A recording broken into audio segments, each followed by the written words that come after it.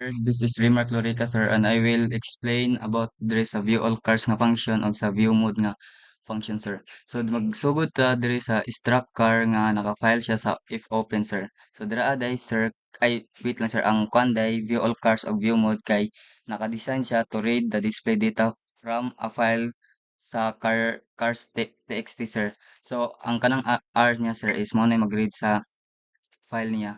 So diri asab, sir, if makita nimo natay condition nga if kay og ang file is ma-equal siya sa null, ma-print niya ang error opening file. So diri sab sa kwan, sir, diri sa char buffer is naka kwan siya array nga 256 kay is apil na siya sa apil ng array nga 255 and null niya nga null null terminator niya. So if ang makita nimo diri, sir, nga natay nabutang nga mga format specifier nga 4, 10, 8, 8 ug 6 kay diri nakabutang ID, car name, year of fuel ug mileage. So makita sab nimo diri, sir, nga natay while para makita ang size of sa file, then so on and so forth, sir. So on the next one, sir, diri ta sa view mode nga kuan is diri, sir, makabalo ka nga makita nimo kung nabay available nga car or narentahan na. So ang available nga car, sir, is nakabutang siya 0 and ang 1 is narentahan na. So ang view mode, sir, is naran similar lang sila sa ano, sir, sa view all view all cars, pero ang view mode lang is makita nimo ang available ba siya or narentahan siya. So dili, sir, makita sab nimo ang condition niya kung na if nakabutang if ang file is mo equal to null mo print gyud ni iyang error opening file, sir. So diri nakita nimo ang available cars, then mga format specifier as usual sa same lang gyud sila sa kuan niya, sir, sa view all cars. And then diri sa kuan niya, sir, sa while na buffer kay ang buffer ang if gates mo padulong siya into buffer. So dili, sir, makita gyud nimo siya nga naay mga last space, mga strcmp, str compared na siya tod, sir, then ang str char kay diri as what I said earlier nga makita gyud nimo if ang 1 kay available ba siya or ang 0 is na rentahan na. So that's all sa ako, sir, nga part sa uban, sir, is akong next member na ang mo explain ana, sir. Thank you, sir. Okay, so diri ta sa rent a car and return car. So sa 5 and 6 niya sa gitawag, no. So diri sa car stat siya nga function gi-call. Diri sa car stat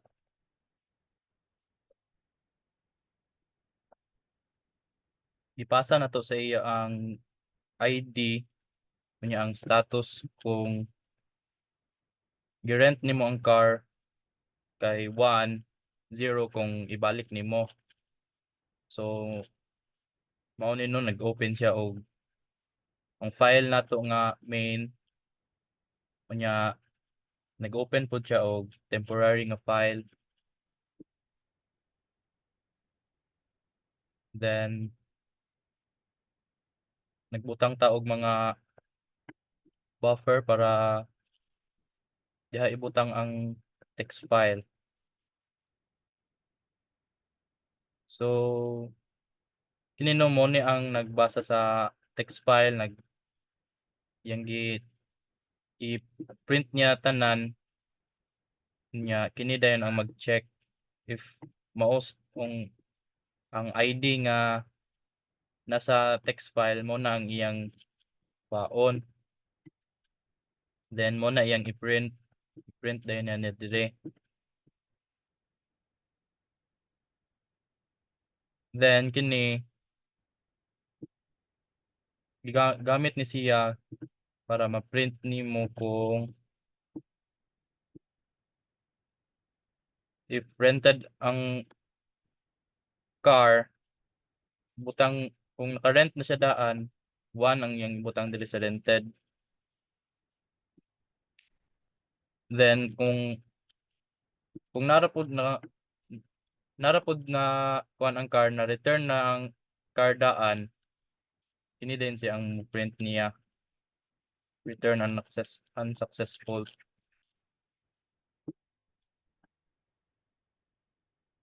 Then kini siya no mo na siya ang mag-print niya kung name kit-an mo ni siya found one.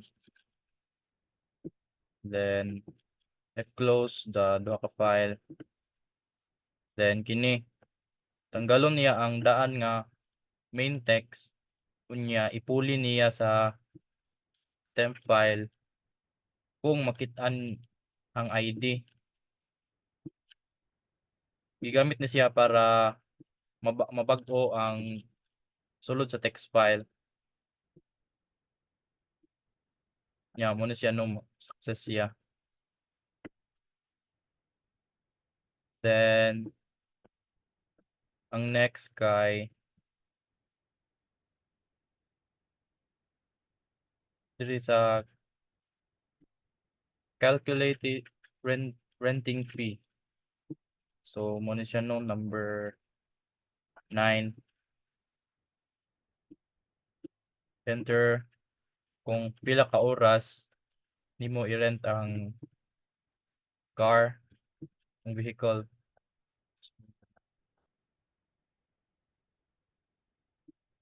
Mura ni no sayo na kaayo. Ipasa ra nato ang time niya. Then mura dayon ni i-multiply ra sa kung pila ang fee. So pwede ra na siya ma-change kung hour nimo, day, nga na.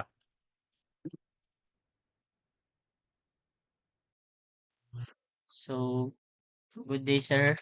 My name is John Mark Dayondon. And naka-assign ko sa void ay function definition nga search. So, ako sa unang i-explain ang iyang backbone nga code before ko magparan. So, ang sulod sa void search is ang iyang prototype nga int id, const character, pointer, name. Then sulod sa iyang void function definition is file, file pointer, if open cars.txt. Yung function is r, which is to read the text file. Then sa sulod niya kay naka-character buffer nga ang character buffer is a temporary storage of a character string. Then ang iyang name, which is naka-character na 50 size, int nga id search, which is atong id is number, then int is equals to found is equals to 0. Then na siya ikuan ay condition nga while if gets buffer size of buffer file, nakasulod siya og loop if scan if buffer %d and id search name search is equals to 2. If id search is equals to id and strkcmp name search name is equals to 0, so mo print siya og mo print ang iyang car name, id, year of fuel and mileage og status. Then mo break na dayon siya, gawas na siya, tapos mosulod na po siya sa another nga condition is found printf no cars found printf parse id parse model %s id search name search. Then sa printf expected id expected model gamitan na siya format specify nga %s which is kuan siya string and id name and name. So gamitan na ba din siya na siya kung kuan function nga fclose para sa file nga para ma-close ang file sa text. Ko na siyang like try na to run ang code. Input ta diri. So akong pilion sulod is nasa 8 which is katong function definition nga void search. So, nag-ingon siya nga mag-input ang user og ID. So ID ta. Enter ta og ID sa model cars. Example is 1, 2, 3. Ang gipangutana sa code is enter the model name for search. So, enter ta.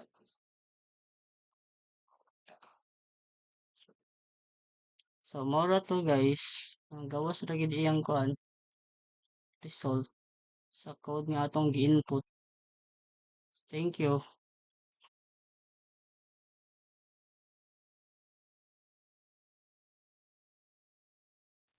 Once again, I am Justin Hilarion, and I'm gonna explain the function delete cars function. Primero is i-open niya ang file nga cars nga text file, tapos naka-read mode siya, tapos i-open po niya ang temporary text which is naka-write mode. Dayon is mangay siya kuan sa prompt sa user nga car ID nga yang i-delete. Dayon, i-read and compare na dayon. I-read niya sa car text file line by line ang katong mong gi-input nga ID, i-compare nato niya sa naba to siya, na-exist ba to siya sa imong text file nga cars, ito imong gi-input nga ID. If ang ID nga imong gi-input is dili mag-match, wala dito sa text file nga cars, ma-write niya ang record dito sa temporary file. If food ang file nga na makita nimo is ang makita niya nga file nga nag-match nga sa imong gi-input nga file ug dito sa file nga sa cars match sila, pag mag-match gani sila, iyang i-delete tong files nga nasa cars nga iyang ka-match, tapos rename din yan temporary nga file nga wala na na-delete na dito sa cars nga text file. Tapos error handling dayon. Muna dayon pag kuan makita na niyang kuan uban nga error which is delete na bang original file or kanang ID not found. Tapos ang iyang kuan actual ana is magbutang ta is dito na to ning Toyota, ano yung ID is 123. Ito yung change face, delete sa ta 7. Tapos enter ID. Toyota itong delete on 1, 2, 3. Then, nara, kaya ID delete successfully. Pagkato na siyang i-view, mo na lang nabilin sa kuan. Ang Honda na lang, nawala na tong Toyota, which is kini, mawala na ni siya. Dire, pag i-refresh ni, mawala na ni siya na, nawala na. Honda na lang mabilin.